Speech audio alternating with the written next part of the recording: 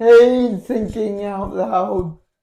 It's Jay and Mama Amy, and this was one of my favorite podcasts I've been really looking forward to. Oh, yeah? Yes, Okay. we're gonna interview Amy. Can you tell me a little bit more about yourself? Oh, goodness. Okay. So I am a mom of five, Wow. but many more than that because I've had lots of kiddos come in and out my doors that we have helped that have aged out of foster care, that have had disagreements with mom and dads, just needed a place to stay, didn't have the money, and thought they wanted to be out of mom's house. So I'm a mom to a lot of people. I was gonna ask you, how did you get the nickname Mama Amy? So Zachary, who is my number three child, right in the middle, children of my children, he will be 22 in a couple of weeks. And his friends all came over. They always knew it was a safe place to come and hang out and play games and whatever. They never really went to a lot of different parties. Same with the twins. They didn't really go to a lot of parties. They kind of just came here and we had parties here. But they started calling me it. Zachary's friends started calling me Mama Amy, and it just kind of stuck. So the kids that have been with me the longest call me Mama Amy, and um, my house has always been the safe place to come, always fully stocked with snacks, and they knew that if they didn't have a place to go for dinner, they always had a place to come here. So You were talking about dinner, and one thing I look forward to every night is watching you cook dinner on Facebook Live. Can you tell me how that all started? so I have had some past traumas in my life. Have been sexually assaulted a couple of times, Wow. and I have been in therapy for about 19 years, and a few different therapists. But my therapist that I have now, I've had for about 7, 8 years. Wow. We were trying to come up with something that would make me feel empowering, something that I really like to do, and kind of putting myself out there socially. Because believe it or not, I am a little introverted. I would never guess. I really enjoy being in front of the camera, but I'm very introverted in person unless I know somebody really well. Mm. Um, so she came up with a thing that said maybe you should do YouTube videos. Maybe you should have a cooking channel. You really like to cook, you're really knowledgeable, you can cook on a budget. So that was kind of the birth of my um, YouTube channel, Cooking on a Dime. And that it kind of morphed from there when I learned how to do Facebook Live. And I realized that there was a lot of people out there that didn't know either how to cook or how to season or how to prepare on a really little budget, Mm. by simply shopping different places, to save money, or to just buying in bulk and creating meals that way. Would you ever do like a shop for me? I know you do grocery hauls, but would you ever do a shop with me? I think that I would love to do a shop with me. It seems like I always get so overwhelmed when I'm out shopping that I forget to turn the camera on. Um, and then I always have these like, oh my God, what are people going to think when I have this camera on and I'm talking to myself? Like, what are they going to think? And then I was like, maybe they're going to think that I'm like this big star and they don't know me and they should know me. They Um, should. or that I'm some delusional housewife that doesn't know what she's doing. She's just talking to herself.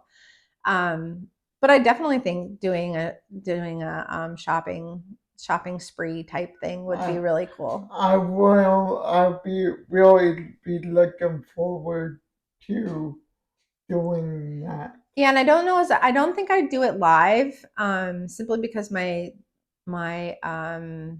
service really sucks when I'm not in my house. Really don't have great service. But I would definitely do it as a video and put up for our socials for sure. Yeah. Yeah.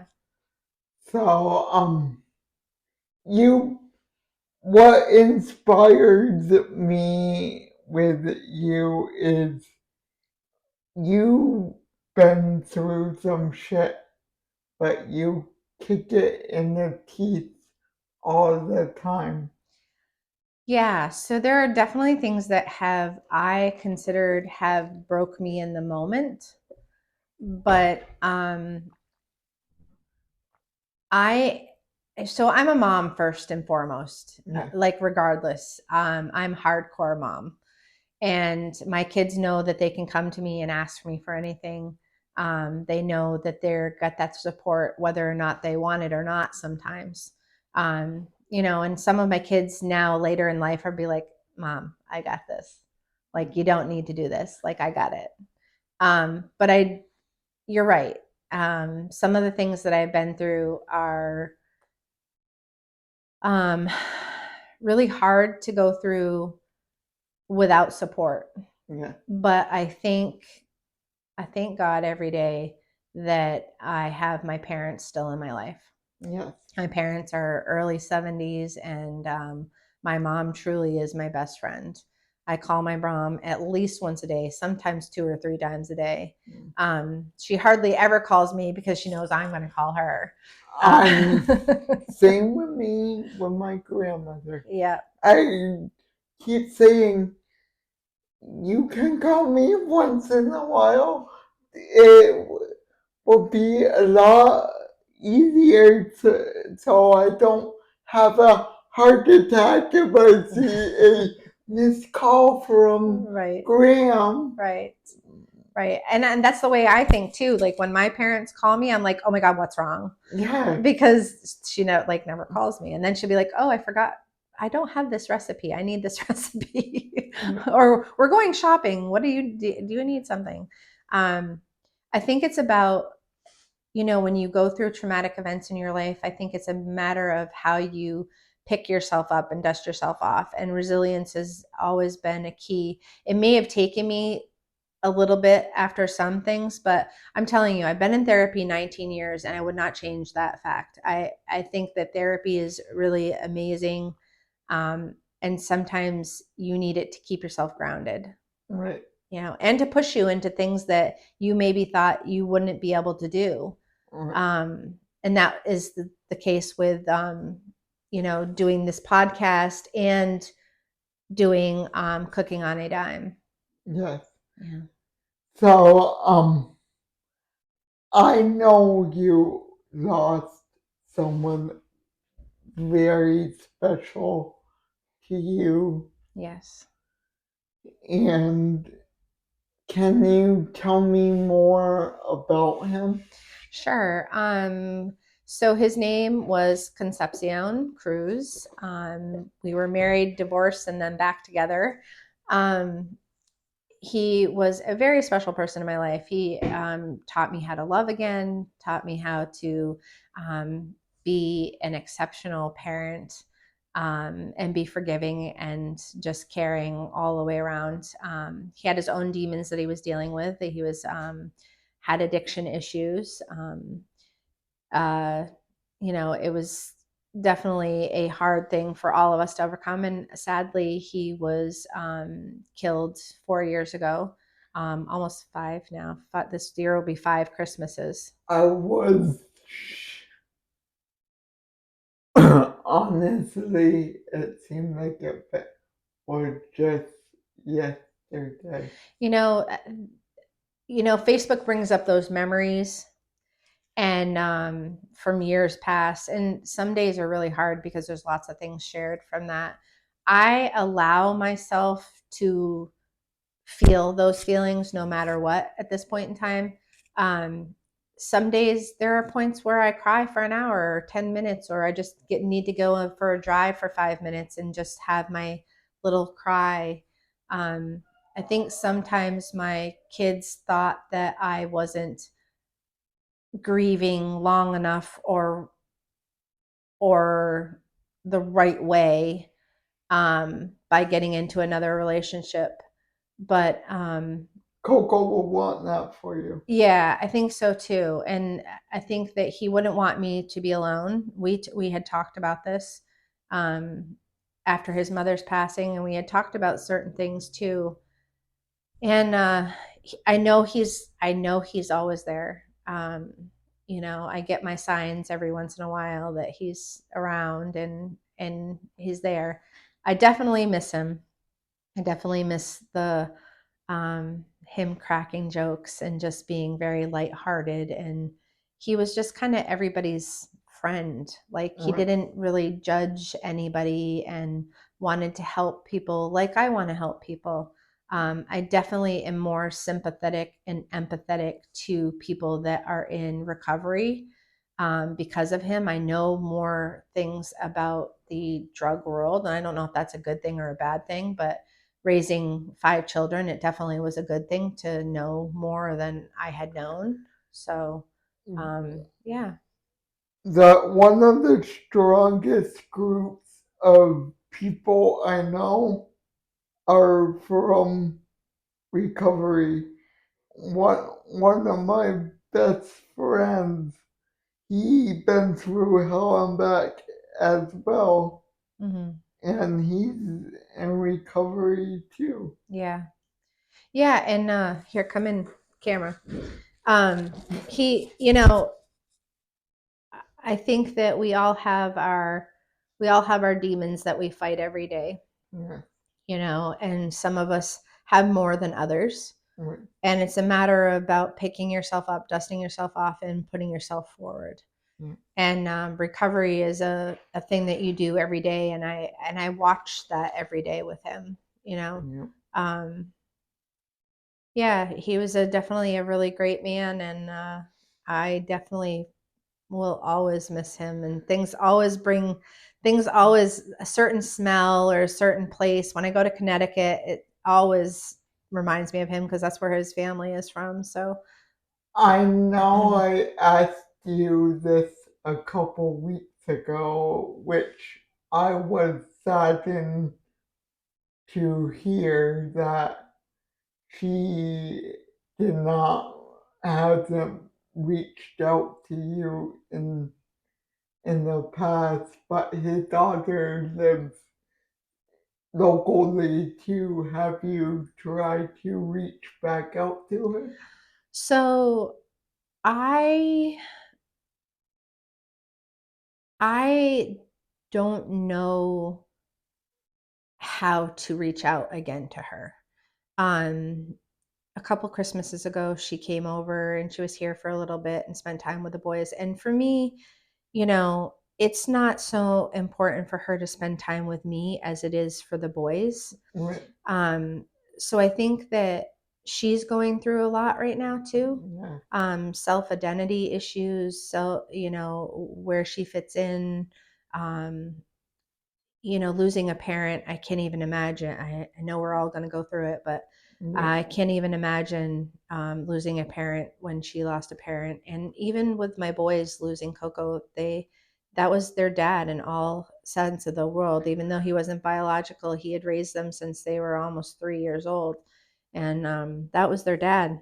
I know. Alexis, she will always be my stepdaughter. I will never ever forget the times that we had, the things that we shared.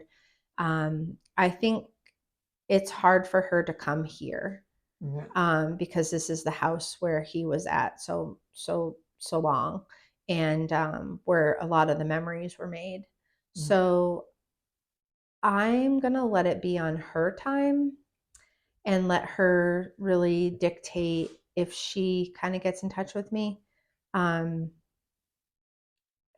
I think it's just a really It's okay. yeah, it's just a really hard You it's a can really hard cry if you want to. yeah, no, it's just a really hard situation to be in because you want the best for her and I hope that she knows that I love her.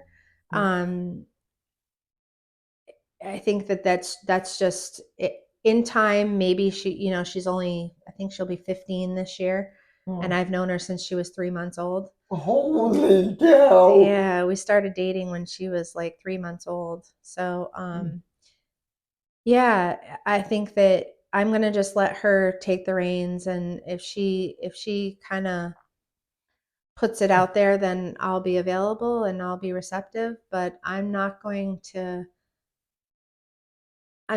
force anything. I know the boys talk to her through social media and I'm really happy about that because what they went through the night that he was killed, no child should ever have to go through, but they all should know that each of them is each other's support too. Nice. So yeah. And I'm just curious, do you have some of your pens with you want to share? Oh, they're in the other. They're downstairs. But I do have. We can put some up on the when we air this. We'll put some up on the pictures on Thinking Out Loud. I make what they're calling focal bead pens, and they're like a rubberized pen topper with some focal beads on it. And you can write with them like you normally write with any other pen. That's kind of my new hobby. I've done one craft show and did fairly well. Um, and I was looking for another craft show to do, but haven't found any this close to Christmas. So That will make a perfect Christmas I do. I present. sell them for $5. And we have special pens for Thinking Out Loud customers. If they come up to me and say that they have seen Thinking Out Loud or they know me from Thinking Out Loud, that I will give them a free pen. I'm still doing that even though we're not doing another craft fair. I'm in hopes that there is another craft fair that comes up, but this close to Christmas, I don't know. Yeah, would you want do it? Get one to like the 50th commenter or something? Oh, it would be really nice. I think we should aim low, like 25. Yeah. So We could do that. You yeah, want to do that? yeah, Give one out to the 25th comment. yes. All right, let's do that. I'll do that. All right. So is there anything else that I forgot, did not mention that you want to? I think your podcast is going to air that we just taped is going to air before mine, and I I do want to touch base on chronic pain because Yeah, I had a situation happen to me um on Friday. yeah, Was it Friday? I don't remember if it was Friday. This week when I went to the doctor's office. So I've had my hip replaced and I have chronic back pain. My L4, L5 are displaced and herniated. um, Which I'm pretty stoic most of the day and don't really complain about being in pain until it's the end of the day and I'm like, oh my gosh, I way overdid it and I need to take one of my meds. I'm not on an opiate. I'm not on a benzo. I'm on a medication called pregabalin, which is still a controlled substance, which you have to get UA'd for. But I hadn't refilled my prescription ever until the other day, since I was first diagnosed with all this the middle of September. When I went to the doctor's office, um, first of all, the nurse was incredibly rude to me at Dartmouth.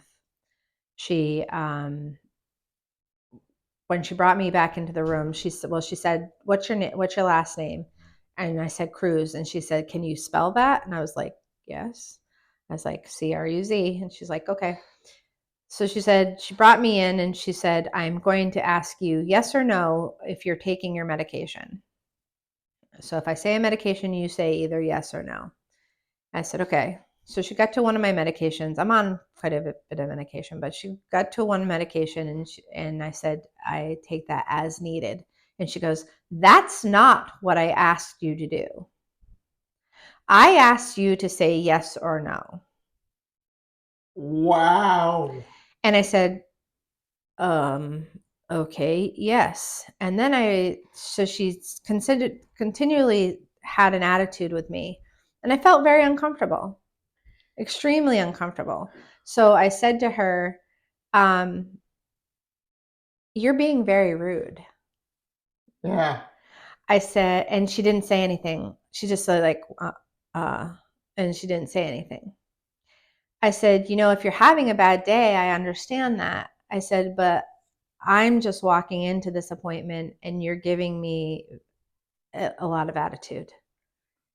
She picked her stuff up. She walked out of the room and I didn't see her. She didn't take my blood pressure. She didn't take my weight. She didn't take my temperature, nothing. Did you get her name? Oh, yes, I do have her name. Um, then the doctor came in.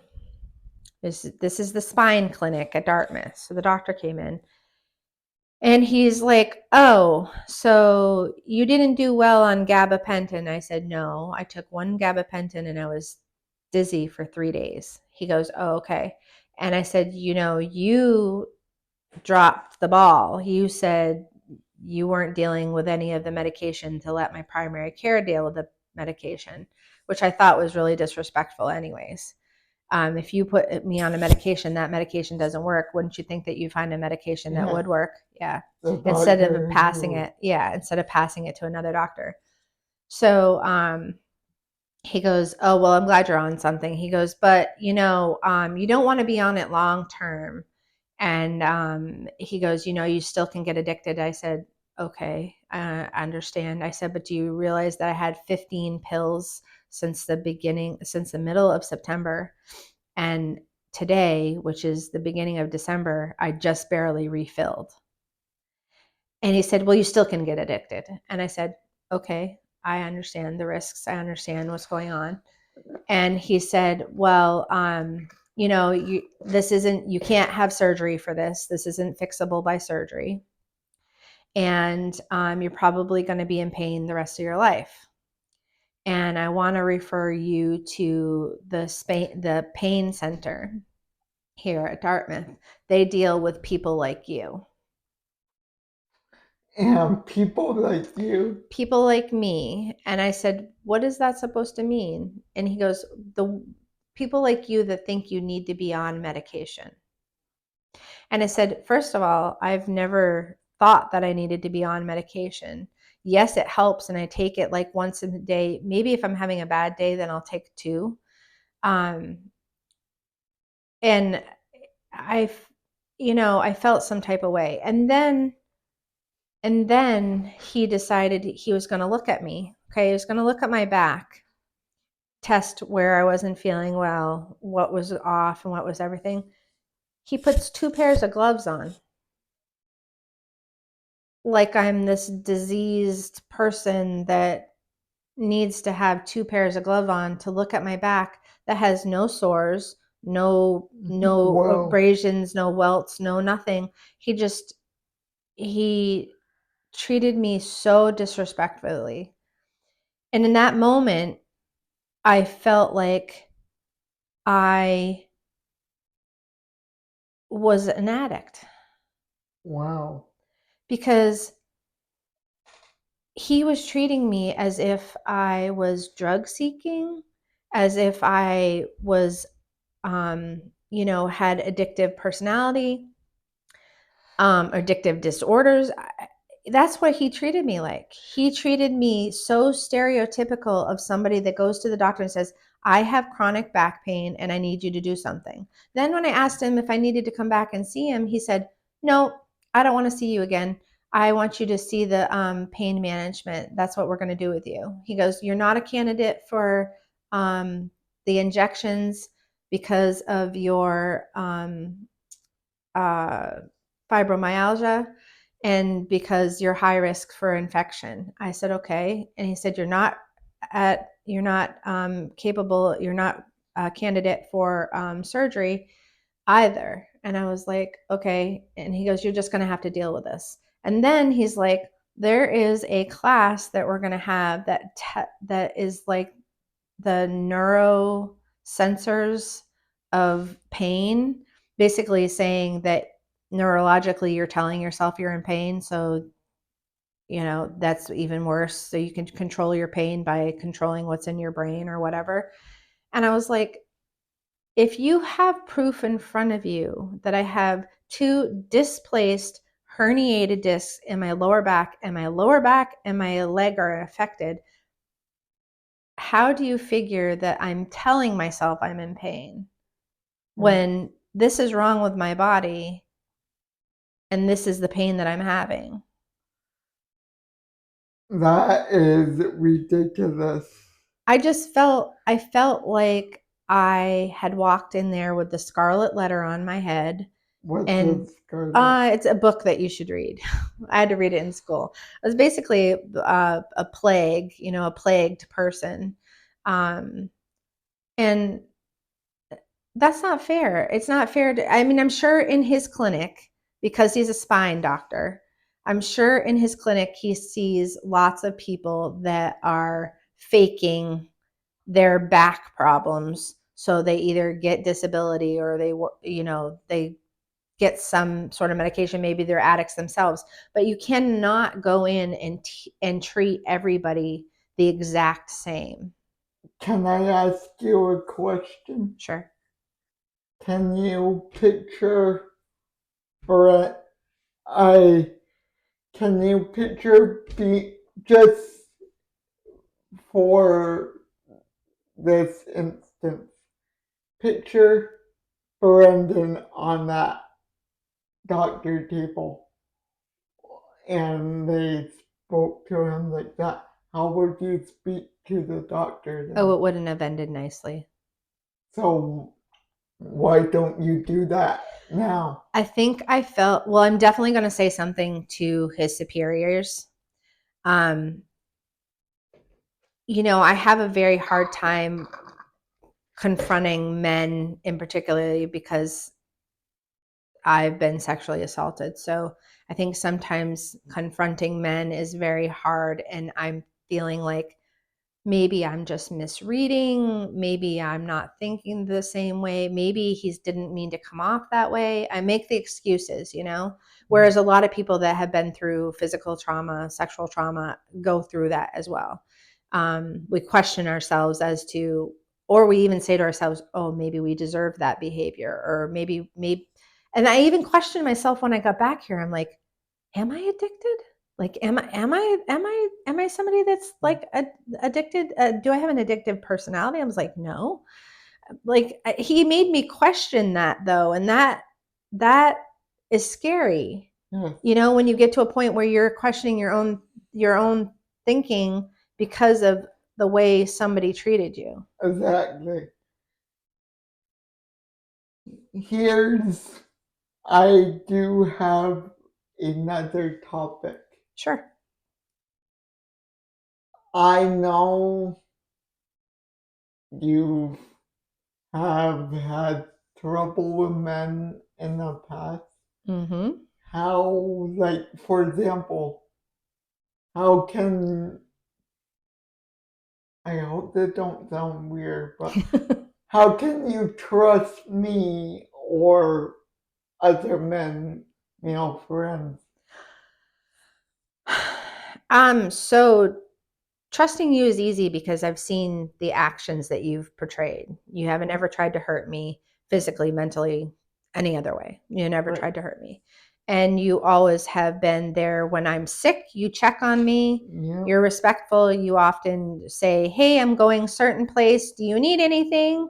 I think there's telltale signs of telling whether or not people are good people. Yeah. And sometimes we and women who've been assaulted before let their guard down, um, and tell themselves things are okay and things are okay and things are okay, even though things aren't okay. Right. So I think definitely friend wise, I think you can pretty easily tell by the people that aren't using you, Right. aren't constantly asking you for something, aren't without a reciprocation, um, aren't trying to hurt you in any of those ways that I just said, you know?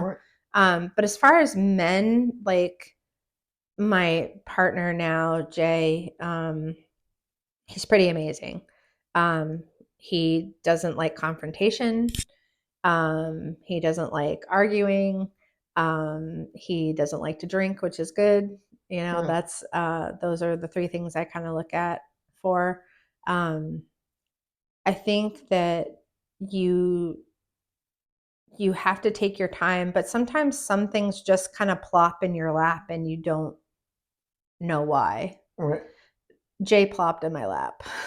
It was very unexpected, and it was very different relationship that I've had for a very long time, and there's a lot of helping each other, Right. um, you know, 50-50 on things where there wasn't in a past relationship. So Mm. very healthy, much more healthy than what I was in before. Wow. But oftentimes, I will tell you this, oftentimes women find themselves continually in abusive relationships because they have They had the or abuse can't break the or cycle. can't break the cycle, think that they just don't deserve a good thing. And then oftentimes, when a good thing or a good relationship comes about, um, you sabotage it. Mm.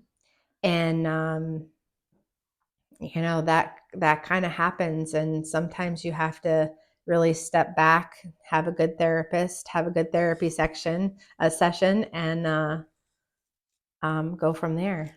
So What would you tell a woman that you know getting abused by their part? by their partner. Yeah.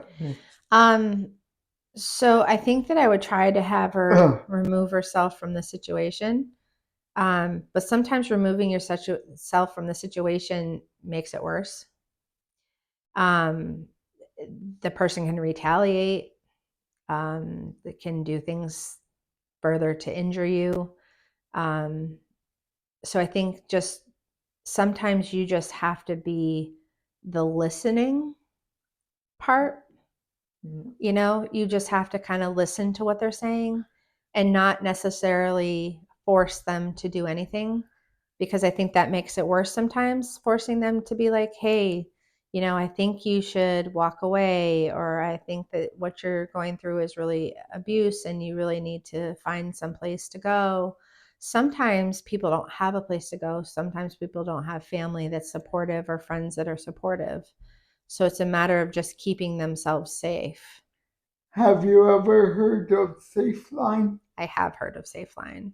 And probably 10 years ago, 10 years ago, I was with somebody before, no, not 10 years ago, longer than that. 2011. So 12 years ago, something like that. Mm. Um, I was with somebody before I met Coco, and they actually pushed me, punched me, and pushed one of my kids into the heater vent, and he got burned. We Wow. went through Safeline for that, and they were really, really good to have in our back corner. They helped me in court. They helped me get new doors for my house because he had busted my doors. Wow. Um, yeah, so they're really good And project. could in this video description can you post links to? I will definitely put Safe Line down for our for on there as well. Um, there's also a class now called Safe Art. Have you seen that? I heard of it. Yeah, it's basically art. I think my aunt worked for Safeline and Safe Art Oh, before. yeah. I think she does the bookkeeping. Oh, nice. Yeah, safe art is basically for people, women mainly, but men too, that have been abused sexually, mentally, physically, um, to express themselves through art, because we all know that not everybody can freely talk about what they've gone through. Sometimes they need an outlet, and art is definitely an outlet. For me, making my pens is an outlet, crocheting is an outlet, and unfortunately, eating is an outlet. I know. So, comfort food or snacks or sugary things make our endorphins go up, right? We just feel really happy when we have something that's really good in front of us, like our iced coffee. Right. How it feeds our brain to think, oh my gosh, things are just amazing. It's just I so know. great. Um, yeah. And for as long as I know you, you eat very healthy. Is there anything that you like to cheat on? Jay, I am a muffin girl. I love muffins. And my new sort of go-to thing is popcorners. Have Um, you seen popcorners? no. They're a chip, but they're kind of like a rice cake type texture. Yeah. And they're cheesy and they're good. I like once in a while when I go shopping, I like buy a 4 pack of muffins, grilled muffin with butter. Mm-mm-mm. I am so I hesitate to get a lot of muffins from anywhere because I'm allergic to tree nuts, and everybody puts nuts in everything. I don't like nuts. It drives me crazy. But Cumbies has the best pumpkin muffins. Mm. Oh my gosh. But I tend to not make goodies that don't have chocolate in them because I'm allergic to chocolate. So I make everything that has chocolate in it just at the house so that I don't have to eat it. But is there anything I did not mention? I don't think so. I think that you and I need to do a particular session on chronic pain, Yeah, and I think we need to have somebody come in and talk to us about chronic pain, because I think that just the situation that's happened to me as of late, I think that it needs to be destigmatized for yeah, sure. And whether or not somebody is thinking it in their brain that they're just chronically whatever, doesn't matter. If they're right, having pain, that's real pain, and right, that should be addressed. right. So yeah, I don't know. What do you think? Good idea. Good idea. Is there anything else you wanted to ask me? Not that I can think Not of. that you can think of? All right. So I guess we're going to end our session for today. And if you know of somebody that is being abused, please reach out to Safeline. We will put the hotline numbers up and make sure that you have some resources. Tell a friend, tell a family member, tell somebody so that you can get out of the situation so that you can be okay. Um, all that's really important is to make sure that you are safe and that you're doing what needs to be done. I know it's a scary step, and sometimes walking away is harder than we can imagine, but it needs to be done. So, all right, guys, happy Christmas. Merry Christmas. Happy New Year. Yes, bye, thinking out loud.